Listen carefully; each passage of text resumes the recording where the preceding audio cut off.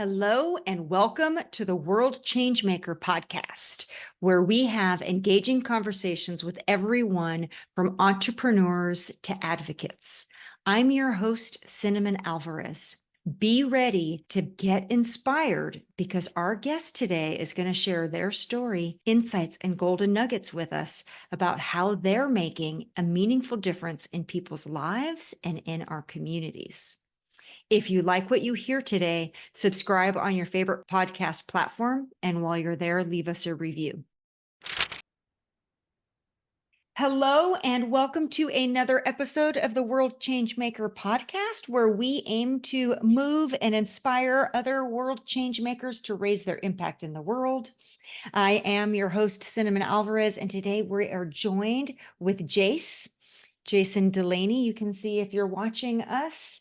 And if you do like what you hear today, don't forget, please subscribe so you can get re-inspired. But what I love today, so Jace, I want you to tell us a little bit about your work. You are a writer and you're changing the world through poetry primarily, correct? Well, I hope so. And it kind of started with me to change me, really. Mm, Is I've been off work for a little while now. I've got a pain condition in my legs called myalgia paresthetica. Silly name, but it's a pain condition, and I'm not allowed to work at the moment because of medication and this, that, and the other. So I've got a lot of time on my hands. So I'm hmm. sat on my bed with my laptop, and in what 3, 4 months, I published 4 books, 3 of poetry Amazing. and one a bit of comedy. And yeah, I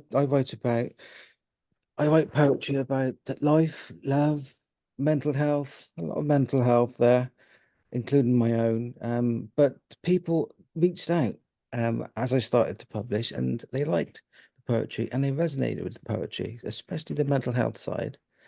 And that gives me encouragement and motivation to carry on writing.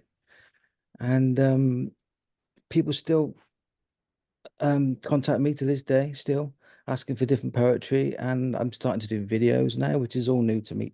This is new to me, so apologies for any It's doing perfect. doing anything wrong, but being in sort of in the public eye is new to me. But I've been on radio stations, they're getting me on radio station podcasts and on Lounges TV, which is Simon Cowell's new platform. They've got me doing a showcase and reading my own poetry on there, and they want to do lots with me. They're supporting me doing that. So it's kind of crazy.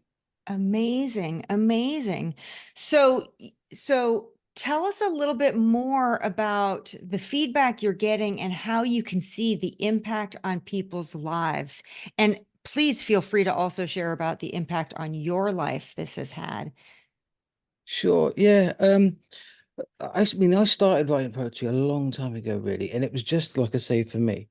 And my granddad died, God bless him, and I was with him at the time. And my father and I carried him out, and I went home that morning at like 3 a.m. and wrote a poem called Irish Hero, which is about him. I was never into poetry at school, so I don't really know where it came from, but it was my emotions coming out. I'm no good. I'm a typical kind of bloke, whereas I'm rubbish at talking about my emotions. But funnily enough, I could write them down. And Mm, I started to get brave and share them with people.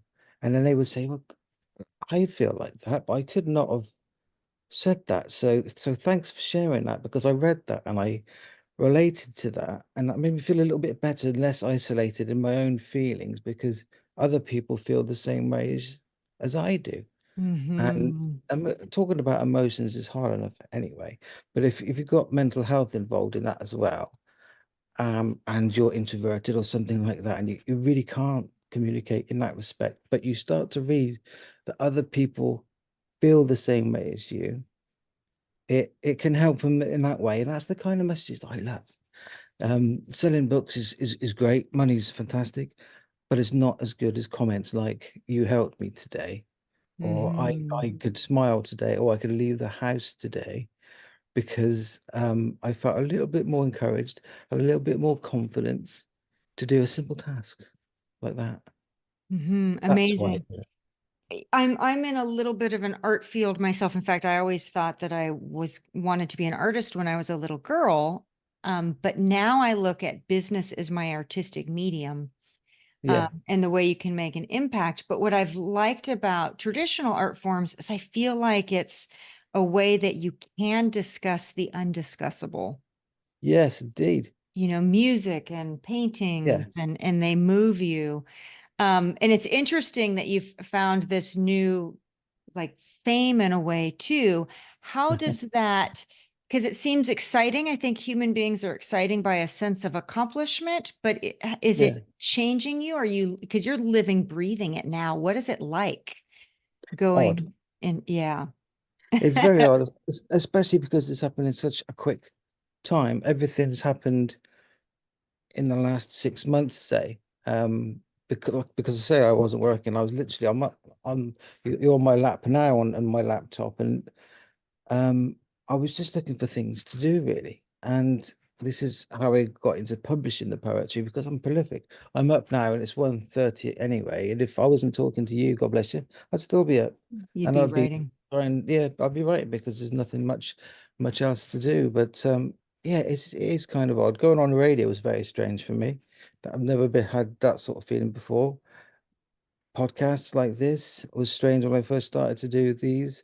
The Lounges TV show was very, very intimidating to me, because I've never done anything like that, and it was live stream, and they're very encouraging to do such a thing, because like you say, I love music, and poetry is literally just lyrics. It's music without the tune, Hmm. isn't it? Really, it's I just write lyrics really, and we all resonate to music on some level. I certainly do. I've always got music playing. So it's interesting when I think about the intention behind it, because a lot of people might strive for the fame or fortune or a certain economic fortune, or you know what I'm saying? Yeah, yeah, And yeah, for it's I'm very much of the impression that for you it was almost the opposite, that you did it more for yourself and then you were inspired by making a difference for others. Is that an yeah. accurate portrayal? Like what is the intention or the calling? How does that occur for you that has you still doing it today if it's not to You're reach a absolutely spot goal? on. Yeah, no, you're absolutely right in what you say. Mm. And now that I'm sort of where I am, I would definitely like to write full time. I mean, being a poet's quite niche anyway. Being a poet that sort of focuses on mental health is very niche. So it's not as if I'm going to sell millions of books and become a bestseller in what I do. However, I would love to write full time. I write happy poetry and love poetry and stuff too. But it seems to be that the sort of sadder element of the poetry that reaches more people, you know. And Mhm. I also accept sort of like commissions from people if they want some poetry written. Could it be an anniversary or Valentine's Day or a funeral? And I'm writing lyrics for wedding vows now as well. That's something that I'm doing. So that's really fun Amazing. to do such a thing. Do you happen to have a little something that you could share with us? Could you read something to us? Oh, I am. And it's okay if you're not prepared to do that. I was just curious. This is live, recorded It is live, and if I can, you on have the to bear fly. with me. I'm not so used to the technology side of things on the screen. If I could get into my screen, I could certainly do that. I'm unprepared. I apologize. No, of course. I don't want to get rid of you by pressing something. Um, bear with me. Sure. I shall online grab a book,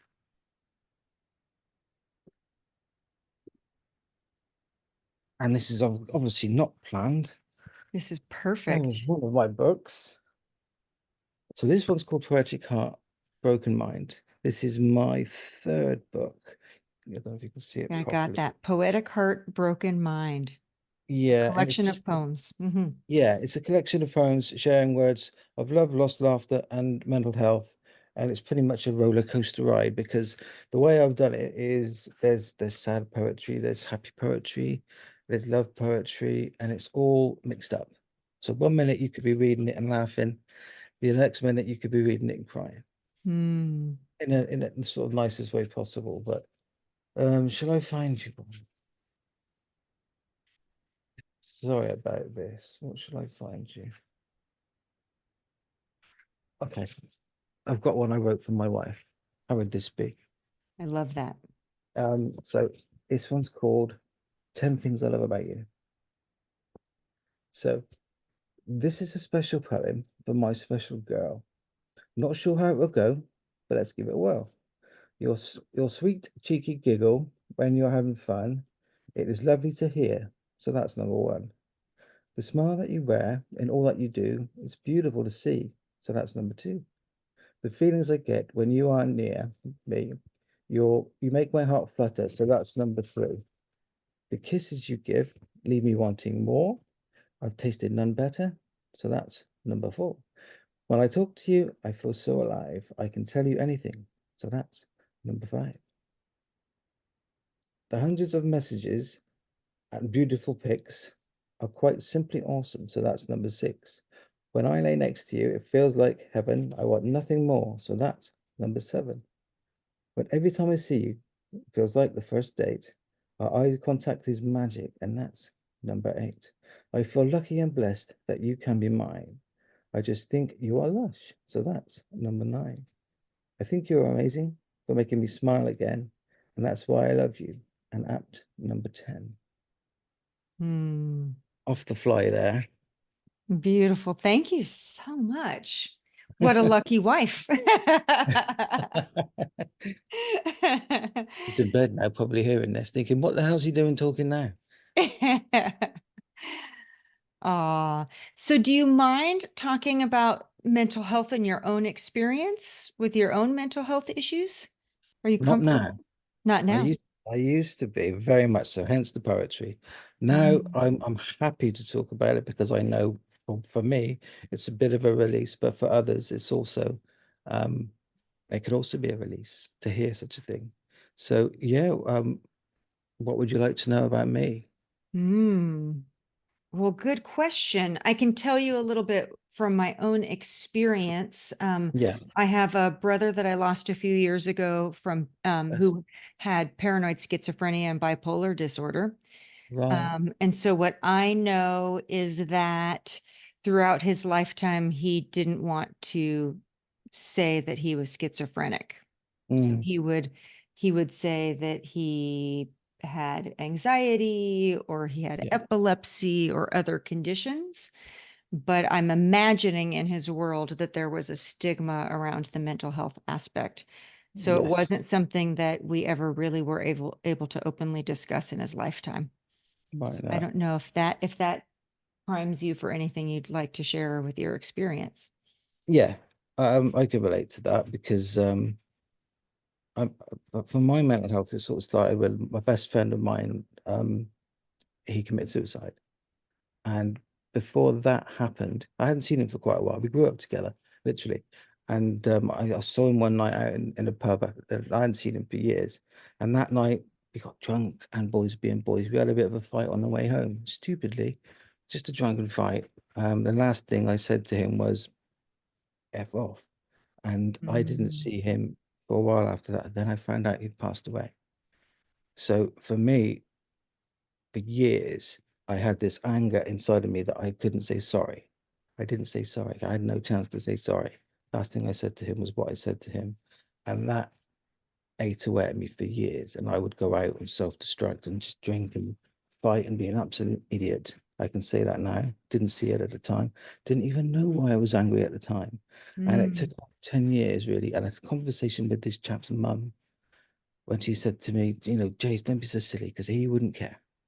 Would you have cared if that had happened? Boys will be boys. It'd be just the same the next day. And she was right. But it took that simple conversation and years of me being angry and an idiot to realize that that had affected me so much and I didn't even know. mm, And so, yeah, I mean, that is one big thing for me. I can't handle grief too well. And I've had some losses too. And I know I can't handle it too well, hence this poetry as well. But um, I, my GP thinks I'm bipolar. And my wife does too. I'm not mm. diagnosed. It has And you been don't mentioned. take any medication for it.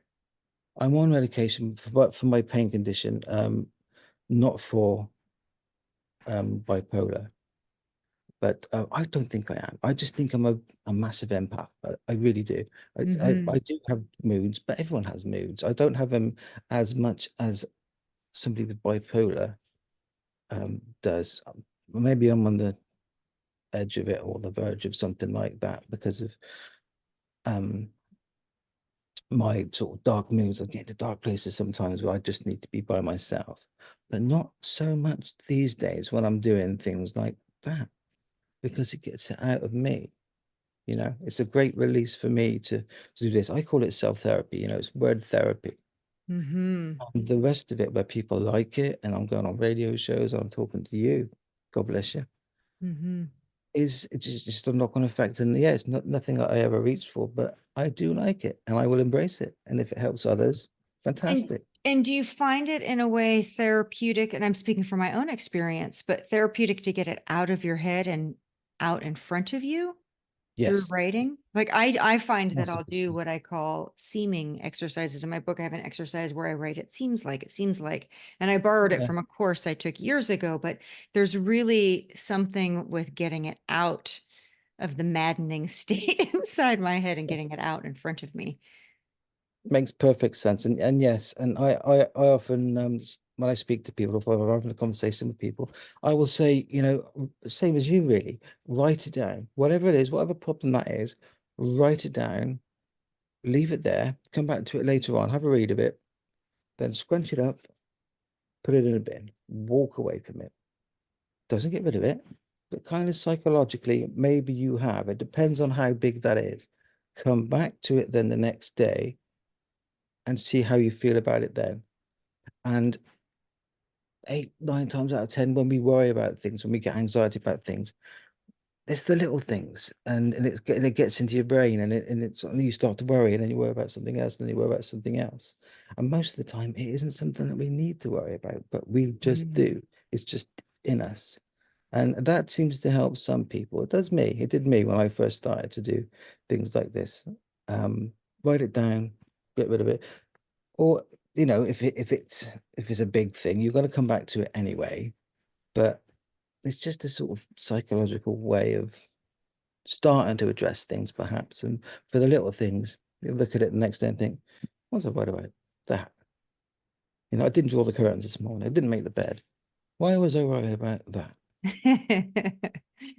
Yeah, right. When I can't sleep at night, I'm pretty good. In fact, when I started my business, I slept with a yellow notepad next to me in bed Yeah. with me because ideas would come. Yeah. And now I find that when I'm stressed about something, I'll get up and I'll write it down. I wish I had the gift of poetry, but writing it But down you is never know. something you never know. Never say never. Never know. Never say never. Um, Let me think. So if you had now with this experience, how would you define success? Success to me with doing what I am doing would be to reach as many people as I could with my poetry, knowing that it could support them in some way. Um, Coming back to me a little note saying something like, Jace, I really understood what you wrote and I can relate to that. Thanks very much for sharing. Um, Things like that. And then they would share. And then they could be helping somebody else because they've got that in their mind. Or even trying the poetry thing. All I'm doing is writing stuff down and I'm rhyming them. In fact, is that a gift that I can rhyme things? Don't know. And people could learn that, I would imagine. How did you previously define success? What's changed? I guess probably before I ran businesses for years, before I do what I do now. So I guess materialistically it would be money, wouldn't it? Most people's Hmm. idea of success is wealth and cars and houses and whatever, but money. Now, no. Whether it's my age, whether I'm just growing up, I don't know whether I've become an adult or whether the mental health stuff has helped me open my eyes to the world that money's great and it makes lives perhaps a little bit richer in some respects. But if you're happy in yourself and you can spread a little bit of happiness around the world, around your street, or even in your own house, then the world's going to be a much better place, I think. And one thing I did recently, actually, it could be worth mentioning. Um, I'm selling t-shirts at the moment, and I've only just started to do it. And I created it's called One Love. I just called it One Love. You Still Matter. And I'm selling t-shirts, and I'm giving 10% of all sales to Men's Minds Matters, which is a charity for men's suicides. So, going back to my friend there, it's always in my head, and anything I can ever do to help people in respect of that. I lost 4 people last year who took their own lives. 3 of them, Wow. and the figures are horrific. As far as male suicides go. Men's Minds Matter does deal with lady suicides also, but it concentrates on men, but just purely because of the figures. So, yep, I designed a real cool logo, and I might even have one on actually. Bear with me. Yes. Oh, I'd love to see it. Uh,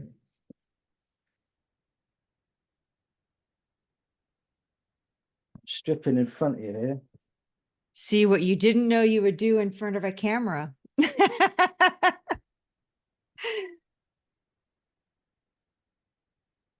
Can't see without these there. Okay, purely professional costume change there.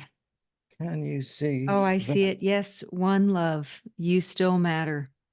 And Yep, did you design the logo, the artwork?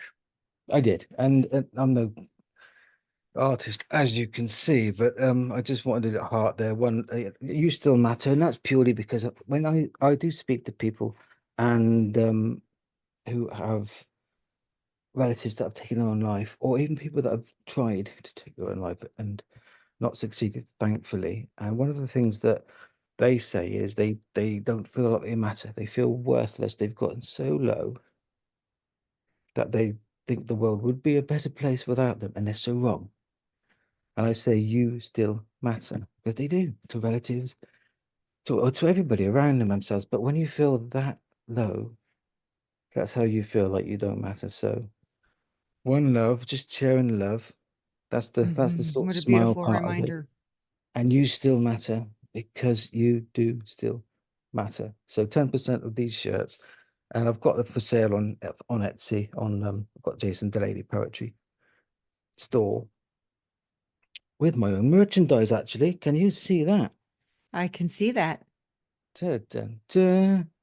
And what poet do you know has merchandise? Merch. Yes. So, what did you do previously professionally? Well, I used to run businesses for 20 odd years. Then I got into life coaching after that, which was great. I loved doing that. But that was like contract work, and Hmm. that sort of ended And with funding. I'm sorry to Uh, interrupt, but when you used to run businesses, what kinds of businesses, what kind of work? oh, sorry. Stores, supermarkets. Hmm. I did that for a long time, sort of man and boy went into that. And but after 20 years, I thought I need to do something different because I've been doing this a long time and it's not very satisfying. The money bit, that's where the money bit is really. You get the money there, but no satisfaction from your job. Whereas if you're a life coach and you help somebody with autism get their first part-time job from start to finish, that is where you get job satisfaction. But right now, I work in a safeguarding team, adult safeguarding team for our council, where I am in Wiltshire, in England, which is just as satisfying because we're safeguarding adults against any harm or any risk of harm in the community. But I've been working for 5, 6 months now because of my pain thing, because of the medication I'm on. I wouldn't be in a position to make right decisions because my mind's a bit mush sometimes because of the medication. It brings the pain down, but it turns you into a bit of a zombie, if you know what I mean, sometimes. Hmm. Hence Hmm. that because I don't sleep. It doesn't let me sleep. Um, but yeah, it's very satisfying job. I could happily become a writer if if it got to the stage where the demand was that great, and like I said, I'm very niche and my eyes are wide open. But if it was to happen, I would smile. Well, you are a writer. Yes, the question is, are you monetizing it to be sufficient for income generation or not? So Yeah. before we run out of time, I was curious, do you have any, aside from writing, do you have any practices or anything that you use regularly for your own mental health? Used to be gym. I used to go Hmm. to the gym 4 o'clock in the morning, um, and do 2.5 or about 2 hours workout in the gym. That would get my aggression out of me, would get all my um everything out of me really at that time of day. But I haven't done that for a while, just purely because I can't because of my pain thing. So since that, no, it's just writing really, and finding things for my mind to think about while I've got this time on my hands. So this was just a, oh, I tell you, that's something else I'm doing. I forgot actually, I was doing it just before we got together. I'm just doing some more educational stuff. I'm just doing a level 3 course on mental health, funnily enough, which is an accredited course on the equivalent of an A level over this side, which is quite good. And yeah, I just decided to do that. I enrolled one morning, and I've been doing that. Did that before I joined you this fine morning or Awesome. afternoon. And what you didn't mention, but what I heard you sharing is that you do a lot of giving back. Yeah, Right. Some of the scientifically proven to help with depression, which I am not the expert in any way, but exercise, right? I hear, um, and yeah, anonymous good deeds, even for generating your own happiness and inspiration. Um, yeah. what about like gratitude journals? Does that something that comes through in your work? You were talking about No, your some of your poetry is love and sadness and a variety of it, but I know that's something that I now in the mornings yeah. I take a moment to think of all the things that I'm grateful for.